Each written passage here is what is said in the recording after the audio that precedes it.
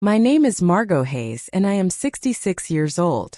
The story I am about to tell you is one of love, betrayal, and a truth so shattering it forever altered the landscape of my soul.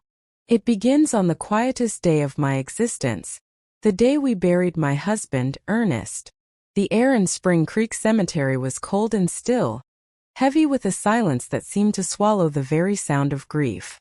The late autumn leaves, brittle and brown, clung to the ancient oaks as if afraid to let go and join the earth below. I understood their hesitation. Letting go was an agony I was not prepared to endure. I stood there, a solitary figure in black, my gloved hands clutching a damp, crumpled handkerchief. The simple pine casket, chosen with an unseemly haste by my son Charles, lay suspended over the dark, waiting hole in the ground. It looked so small, so insignificant to contain a man of such immense spirit. For 42 years Ernest had been my partner, my refuge, the steady rhythm to my song. Now the world had lost its melody. My sons, Charles and Henry, stood on the other side of the casket. Charles, the eldest at 40, wore his expensive tailored black suit like a suit of armor, his jaw set, his eyes hidden behind designer sunglasses despite the overcast sky. Henry, 2 years his junior, shifted his weight nervously, his gaze darting from the casket to the trees to the gravel path, anywhere but meeting my eyes. Their wives, Jasmine and Sarah, stood slightly apart, a united front of sleek city elegance that seemed out of place in our humble town cemetery. The pastor's words washed over me, a gentle, meaningless murmur. Ashes to ashes, dust to dust. My mind drifted back to a different time, to a Tuesday morning over 4 decades ago. I was 24, walking toward the Spring Creek market in my faded green dress, the one with the tiny white flowers that had been washed so many times they were almost ghosts. My shoes were worn thin, and I could feel every pebble on the dirt road through the soles. I was on my way to buy flour and a few scraps of meat for a stew, my mind preoccupied with worries over my ailing mother and the meager earnings I made cleaning houses. As I passed the bicycle shop, the bell above the door jingled. He stepped out, wiping his hands on an oil-stained rag. Ernest Hayes. I'd seen him around town, of course. A quiet, serious young man with kind eyes who had inherited his father's small repair shop. Our paths had never properly crossed. "Good morning, Margot," he said, his voice soft and deeper than I expected. I stopped, surprised he knew my name. "Good morning, Ernest." He smiled then, a shy, tentative thing that somehow lit up his entire grease-smudged face. "Need me to check out your bike?" he asked, gesturing vaguely toward the empty space beside me. I felt a blush creep up my neck. I don't actually own a bike." His smile didn't falter. It widened. "Well, that's a shame. A town like this, a bike can take you all sorts of wonderful places." He looked at me, really looked at me, and for the first time in a long while I didn't feel like the poor girl in the worn-out dress. I felt seen. That first, clumsy conversation under the bright morning sun turned into another, and then another. We met under the big old oak tree in Town Square Park, its branches a protective canopy over our budding feelings. We shared simple picnics of bread and cheese, our dreams as modest as our provisions. He spoke of making the shop thrive, of building something lasting. I spoke of a home filled with love, a sanctuary from life's hardships. Our wedding was a simple affair in the same park, surrounded by a handful of friends and family.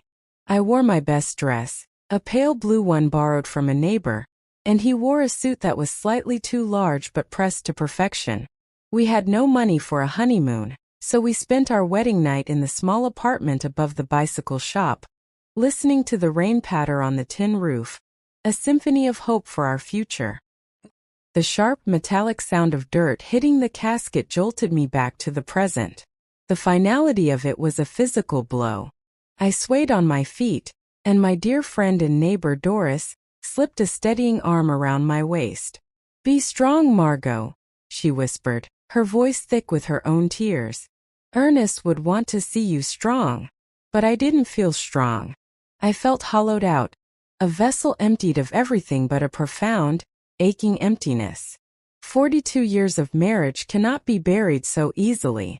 Every memory, every shared glance, every whispered "I love you" in the dark seemed to be sinking into that cold earth with him. That it was then, at that precise moment of absolute desolation, that my purse vibrated against my hip.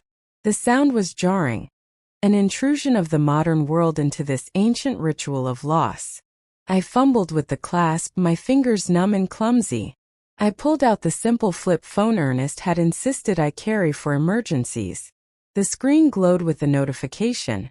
One new message. My heart, which I thought had turned to stone, gave a painful lurch. Who would be texting me now? Doris was here. The few friends who remained were here. With a trembling thumb, I pressed the button to open it. The message was from an unknown number. There were only 2 words, but they sent a chill through me so intense it felt like ice water in my veins. I'm alive. The world tilted. The gravestones, the somber faces of the pastor and my sons, the gray sky, everything swam before my eyes. This had to be a cruel joke, a product of my shattered mind, a final desperate hallucination of my grief.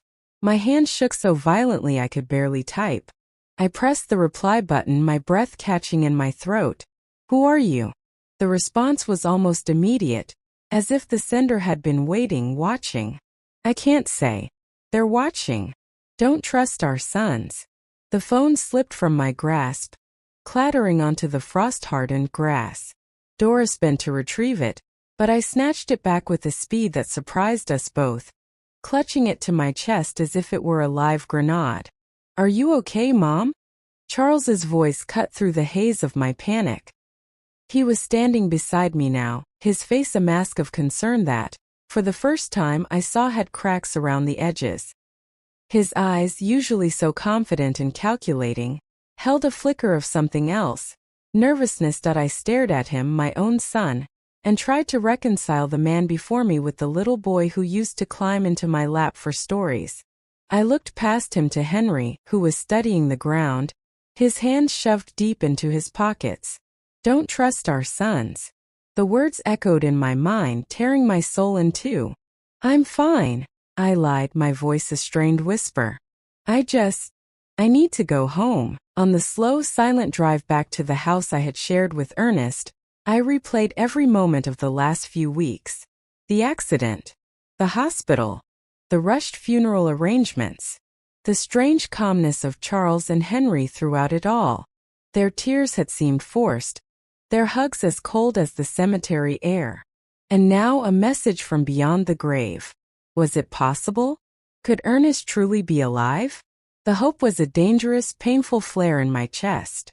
But if he was, then who was in the casket we had just buried? And if it was a hoax, who knew enough about the Fishers in our family to send such a specific, devastating warning? The war for the truth had begun with a whisper on a phone screen. And I, a 66-year-old widow, was its only soldier. The house felt different when I returned. It was no longer a home. It was a museum of a life that had been violently closed. Ernest's worn leather chair sat empty by the fireplace.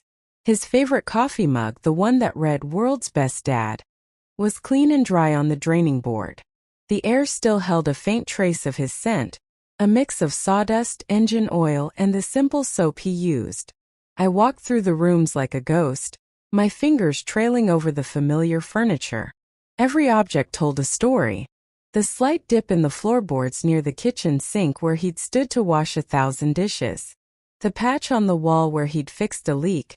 His repair not perfect, but earnest and enduring. This was the house he'd bought for us with every penny of his savings. A 2-bedroom with a tin roof that sang when it rained. We'd set out pots and pans during storms, laughing as we dodged the drips. We were poor, but we were rich in a way I couldn't explain to our sons now. When Charles was born, I thought my heart would burst with a love so fierce it terrified me. He had Ernest's serious, dark eyes and a tuft of my fair hair. He was a quiet baby, observant, always watching. 2 years later, Henry arrived, a whirlwind of energy and laughter, his father's smile mirrored perfectly on his tiny face. I poured every ounce of my being into them. I sewed their clothes, packed their lunches, kissed their scraped knees. Ernest was the anchor, teaching them to fish in the creek, how to hold a hammer, the names of the constellations from our porch. I remember one Sunday, Ernest had both boys in the shop, their small hands covered in grease as they helped him repair Mrs. Higgins' bicycle. I brought them lemonade and I stood in the doorway watching. The sun streamed in, catching the dust motes dancing in the air. Charles, ever serious, was intently trying to fit a chain back onto its gear. Henry was giggling, blowing a rubber horn. Ernest looked up, caught my eye, and smiled that slow, quiet smile that was for me alone. In that moment, my life was perfect. I was exactly where I was meant to be. But as they grew, a subtle shift began. Charles, at 14, started questioning why we didn't have a new car, why our television was small, why we took vacations camping instead of flying to beaches. Henry, who adored his older brother, echoed his sentiments. The defining moment came when Charles turned 18. Ernest, his face full of pride and hope, offered him a partnership in the shop. "It's a good living, son," he'd said. "Honest work. You can build it into something even greater." Charles had looked at his father's grease-stained hands, then at his own clean ones with undisguised contempt. "I don't want to get my hands dirty like you, Dad. I'm going to be someone important. I'm going to make real money." The silence that followed was more painful than any shout. Ernest didn't say a word, just nodded slowly, the light in his eyes dimming. That night, I found him on the porch, staring at the stars, his shoulders slumped in a way I'd never seen before. "He rejected everything I am, Margot," he whispered, his voice thick. "Not just the shop. Everything." The years passed. To my initial pride and eventual sorrow, Charles made good on his word. He got a job with a real estate firm in the city, and he was ruthlessly good at it. Henry followed, finding work as a broker. They started making money, real money. Their visits home became performances. They'd arrive in German cars that looked alien in our dusty driveway, dressed in suits that cost more than our monthly mortgage. "You should move, Mom," Charles said during one visit, sipping the coffee I'd made him, his nose wrinkling slightly. "This house is falling apart. We can find you someplace better." "This house is full of memories, Charles," I'd replied, my voice tighter than I intended. "It's our home." Ernest, ever the wise one, would just pat my hand later. "Let it go, Margot. Money has changed their currency. We're not valuable to them anymore." The most drastic change was Jasmine. Charles met her at a corporate event and was smitten. The first time he brought her home, it was a disaster cloaked in politeness. She emerged from a sleek sedan in stiletto heels that sank into our soft lawn, wearing a crimson dress so sharp it could cut you. Her handshake was a brief, limp offering of her fingertips during dinner. She pushed the meatloaf I'd spent hours preparing around her plate, eating barely a bite. "It's lovely," she lied, her smile not reaching her cold, beautiful eyes. I heard Charles whisper to her, "Next time we'll take them to a restaurant." The words were a dagger to my heart. He was ashamed of the home he was raised in, of the food made with my own hands. Henry remained single but became a carbon copy of his brother's avarice. His phone was a third hand, constantly buzzing with deals, even during our rare conversations. "Gotta go, Mom, big meeting," was his constant refrain. We grew old alone, Ernest and I.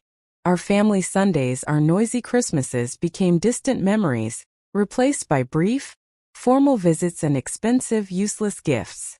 We were a problem to be managed, a relic of a past they were eager to forget. The pressure began in earnest about a year ago. Charles bought a mansion for over $2 million. Henry purchased a penthouse condo.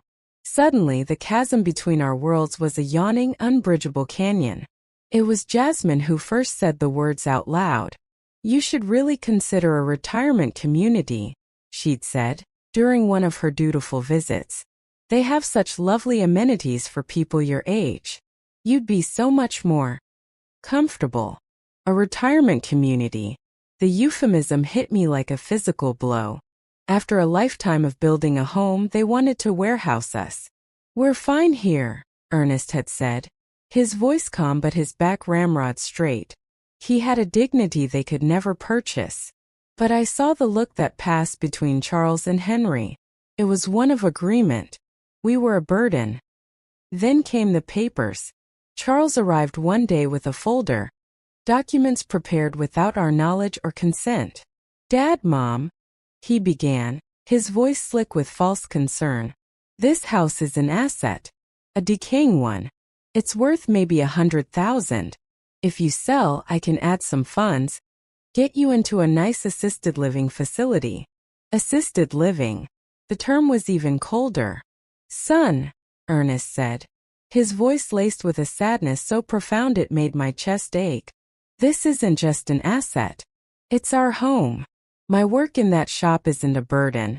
It's what gives my life meaning. But it's dangerous." Henry chimed in, always his brother's echo. "At your age, one accident." Their words were draped in concern, but I heard the impatience underneath, a frantic urgency I couldn't place. The pressure intensified. They brought realtors to appraise the property without asking. They talked about what was best for everyone. The final straw was at a tense dinner. Charles leaned forward, his eyes gleaming. "Jasmine and I are planning for children. The expenses will be enormous. If you sell the house now, that money could serve as an early inheritance." The audacity stole my breath. An early inheritance. He was asking for his money before we were even dead. Ernest's jaw tightened, but his voice remained steady. "When we are gone, all we have is yours. But while we draw breath, our lives are our own."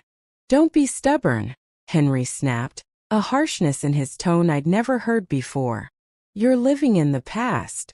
That night, after they left, Ernest and I sat at the kitchen table until the sun rose, the untouched coffee between us growing cold. "Something is very wrong, Margot," he said, his face etched with a worry I had never seen. "This isn't just greed. This is desperation. There's a darkness here I don't understand." 3 weeks before he died, Charles came to see me alone. He sat at this very table, where he'd eaten so many breakfasts as a boy, and said, "Mom, no matter what happens, Henry and I will always take care of you." At the time I'd found it comforting. Now, remembering it beside his fresh grave, the words felt like a threat. The call came on a Tuesday morning. Ernest had left for the shop at dawn as always. I was making his favorite lunch, meatloaf and mashed potatoes, when the phone rang. "Mrs. Hayes? Memorial Hospital. Your husband has been in a serious accident. You need to come immediately." The world dissolved into a nightmare haze. My legs gave way.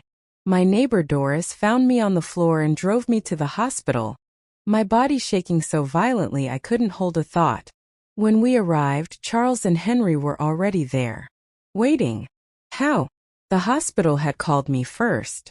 "Mom," Charles said, pulling me into a hug that felt more like a restraint. "It's bad. A machine at the shop exploded. Severe burns, head trauma." Henry wouldn't meet my eyes.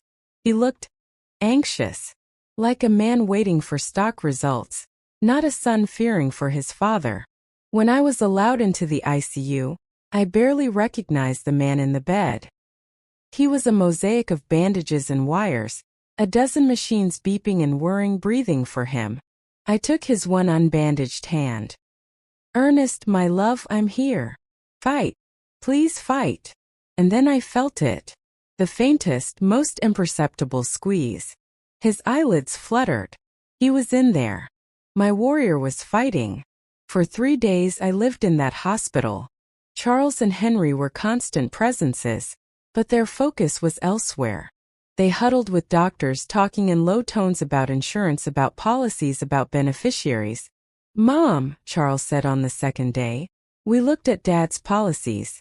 There's a life insurance for $500,000 and a workers' comp policy that could pay out $750,000 more." I stared at him, disgusted. "I don't care about the money. I care about your father." He just looked at me, and for a second the mask slipped. and I saw the cold calculator behind his eyes.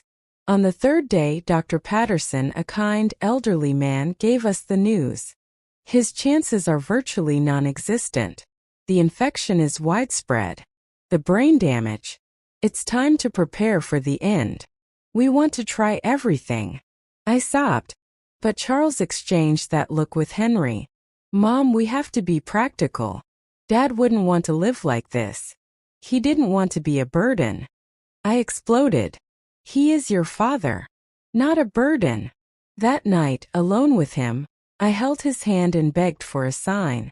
And I got one. His fingers twitched. His lips moved, forming a silent word. I screamed for the nurses, but by the time they came, he was still again. Involuntary spasms, they said. But I knew. He had tried to speak to me. 2 days later at 4:37 a.m., the machine screamed a flatline. He was gone. Charles and Henry arrived an hour later, prepared with funeral home brochures and insurance claim forms. Their efficiency was chilling. The funeral was a rushed, sparse affair. Charles handled everything. Simple like Dad would have wanted, he said.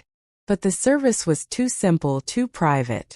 Where were all the people whose bikes he'd fixed, whose children he'd helped? Charles had made sure it was only us. And then, at the graveside, the message. I'm alive, back in the crushing silence of my home. The message burned in my mind. Was it hope or madness? I went to Ernest's old wooden desk, the one that had been his father's. In a metal lockbox, I found his important papers. The life insurance policy was there, just as Charles said. But it had been updated 6 months ago, skyrocketing from a $50,000 policy to a $500,000 one. Why would Ernest, a man of modest means, do that? And who suggested it? There was more. A workers' compensation policy I'd never seen, taken out just 2 months prior. The total potential payout was over $1 million. Fortune. A motive. My phone vibrated. Check the bank account. See who's been moving money. The next morning I went to the bank. Mrs. Thompson, the manager for 30 years, greeted me with tears in her eyes. Oh, Margot, I'm so sorry. I asked to see the statements. What I saw turned my blood cold. Over the last 3 months, large sums had been withdrawn. $10,000 in January, $30,000 in February, $40,000 in March. Money I knew nothing about. Ernest came in, Mrs. Thompson said. Said it was for shop repairs. But I managed the books. There were no repairs that costly. Was he alone? I asked, my heart pounding. She thought. A few times Charles was with him. Said his dad's eyes were tired. Was helping him with the paperwork. Ernest's eyes were fine. He never took off his reading glasses for documents. The signature on the slips looked like his, but it was shakier, uncertain. Another message arrived. The insurance was their idea. They convinced Ernest it was for you. It was a trap. The pieces were falling into a horrifying picture. The increased insurance, the mysterious withdrawals, Charles's involvement, the coldness at the hospital. I had to see the shop. I drove there, the first time since his death. Charles had described an explosion, but the shop was pristine. No scorch marks, no shattered windows, no debris. Every machine, the welder, the compressor, was intact. What explosion? In his desk I found a notepad. Scribbled on it, in Ernest's firm hand, were notes dated days before his death. Charles insists on more insurance. Says it's to protect Margot. But his eyes. I don't trust him. Henry brought papers to sign. Modernization documents. The print was too small. Why the rush? My husband had been suspicious. He'd sensed the trap. Then I found it. A sealed envelope with my name on it. My hands trembled as I opened it. My dearest Margot, if you are reading this, something has happened to me. The boys have changed. Their interest in our finances, the insurance, the house. It feels predatory. Jasmine pressures them constantly. Yesterday, Charles told me I should be more concerned for my safety, that at my age any accident could be fatal. felt like a threat. I love you. If I am gone, trust your instincts. Don't trust anyone blindly. Not even our sons. Forever yours, Ernest. I collapsed into his chair, the letter crinkling in my fist. He knew. He knew, and he died before he could stop it. That evening, Charles came over, oozing false sympathy. He talked about the insurance money. It's all processed, Mom. 1.2 million. Henry and I can manage it for you. Invest it. We could get you into a wonderful continuing care facility. He was already spending the blood money. I played dumb, asking questions, watching his eyes light up with greedy glee. After he left, I sat in the dark, shaking with a rage so pure it was terrifying. The next message was my lifeline. Tomorrow, go to the police. Ask for the accident report. There are contradictions. Sergeant O'Connell was baffled. Accident report, Mrs. Hayes? There is no report. No explosion was ever reported at Ernest's shop. The floor fell away from me. But, my son said. Mrs. Hayes, he said gently, pulling up a file on his computer. Your husband was admitted with symptoms of acute poisoning. Methanol. The hospital report clearly states it. Poisoning. Not an accident. Murder. The immediate family who signed the admittance forms requested that detail be kept confidential. They said you were too fragile. The immediate family. Charles and Henry. They had hidden the truth, invented the explosion, and manipulated everyone. I went home, my mind reeling. When Henry visited, I confronted him. You knew Dad was poisoned. The panic in his eyes was all the confirmation I needed. He spluttered, accused me of being confused with grief, and fled. The final warning message came that night. They're coming tomorrow. They will say you are crazy, paranoid. Do not eat or drink anything they offer you. It happened exactly as predicted. Charles, Henry, and Jasmine arrived the next morning with pastries and special coffee, their faces masks of exaggerated concern. The neighbors are worried, Mom, Charles began. You've been acting strange. We've spoken to doctors. It's paranoia. Complicated grief. They were gaslighting me, trying to make me doubt my own sanity so they could have me committed and take control of everything. I stood my ground, listing my evidence. The missing police report, the clean shop, the bank withdrawals. Their masks shattered, revealing sheer panic. We can have you declared incompetent, Mom, Charles finally snarled, all pretense gone. We have doctors' reports. You're coming with us, one way or another. It was a direct threat. They were out of time and patience. That's when the longest message arrived, the one that changed everything. Margot, this is Stephen Callahan. Ernest hired me 3 weeks before he died. He was suspicious of Charles and Henry. They poisoned him with methanol in his coffee. I have audio evidence of them planning it. Tomorrow 3 p.m. the Corner Cafe. Back table. I met Stephen Callahan, a man with intelligent eyes and a kind, serious face. He laid it all out for me, playing recording after recording from devices Ernest had asked him to install. I heard Ernest's voice full of fear. Stephen, if something happens to me, it's no accident. I heard Charles's voice, cold and calculating. The old man is getting suspicious. I have the methanol. It mimics a stroke. Mom will be so grief-stricken, she'll be easy to handle. I heard Henry the day before the murder. Everything's ready. Charles will put it in his coffee tomorrow. The idiot will drink it, thinking it's a vitamin. The most horrifying recording was the last. Charles's voice.